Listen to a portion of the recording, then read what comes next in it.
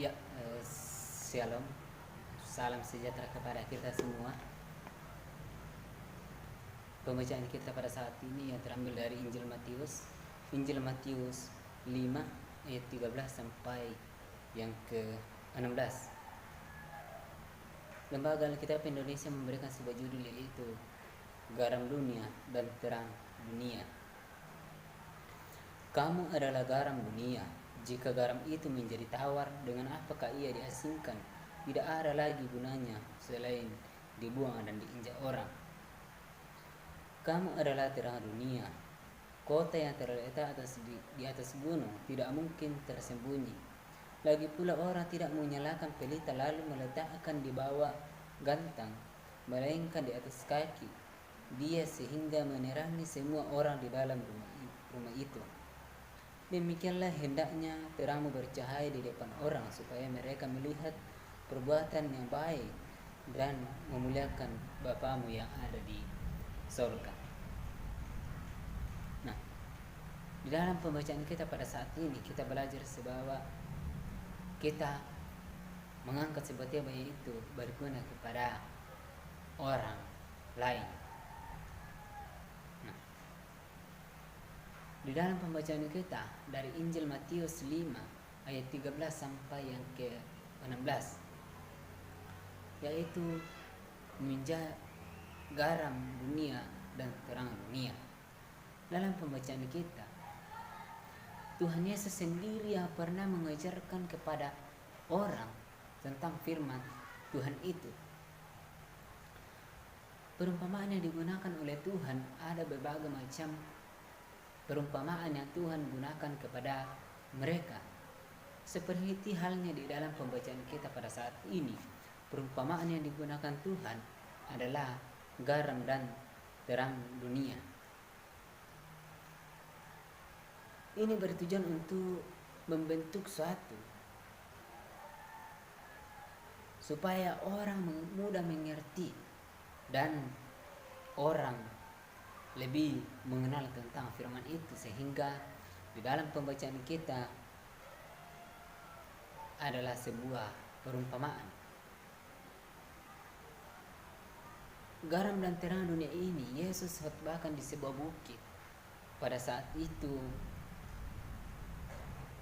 adalah sebuah pengajaran di mana Tuhan Yesus mengajarkan kepada murid-muridnya tentang moralitas dan disiplin.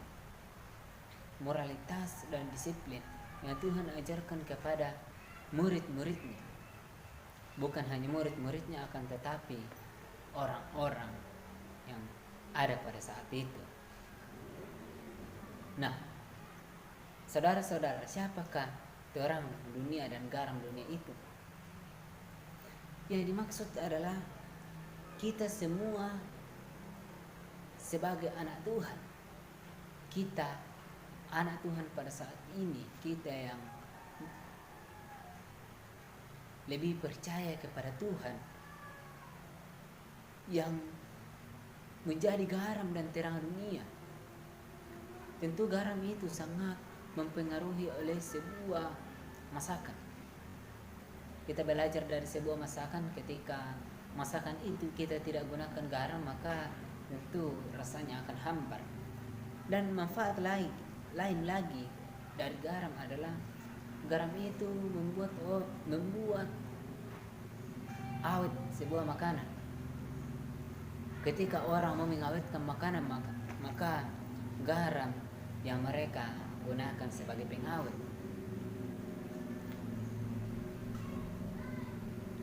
Akan tetapi Tuhan Yesus mengajarkan kita bahwa kita adalah garam dan terang dunia. Kita akan menjadi garam kepada dunia, supaya orang-orang yang ada di sekeliling kita, orang-orang yang ada di samping kita, orang-orang yang kita kenal, semakin juga mengenal Tuhan.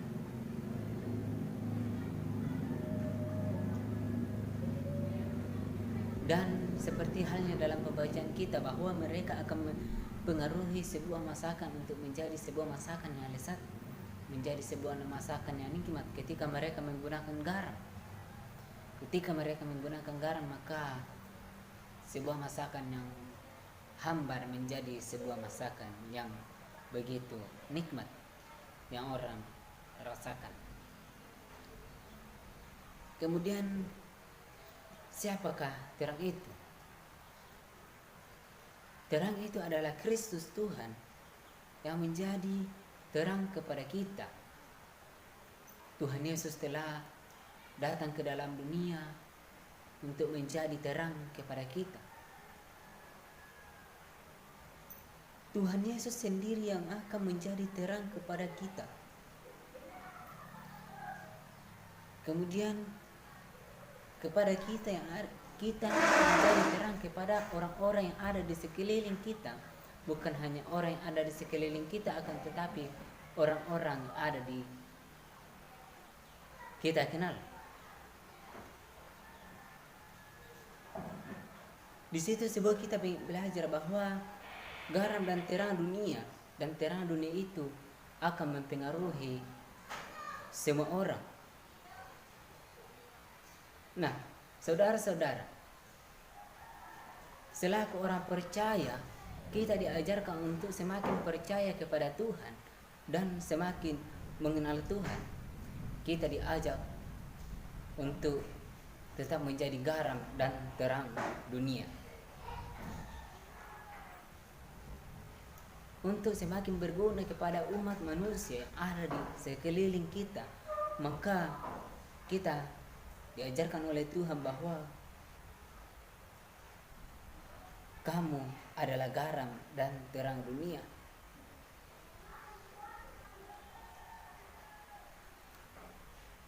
Jadi, jadilah garam dan terang dunia untuk selalu memberi cita rasa kepada orang yang ada di sekeliling kita dan memberi sinar seperti lilin yang menyala, yang rela mengorbankan dirinya untuk menerangi orang yang ada di sekeliling mereka. Kiranya pembacaan kita pada saat ini, Allah senantiasa menyertai kita dalam hidup dan kehidupan kita untuk melanjutkan tugas dan aktivitas yang Tuhan masih anugerahkan kepada kita. Amin.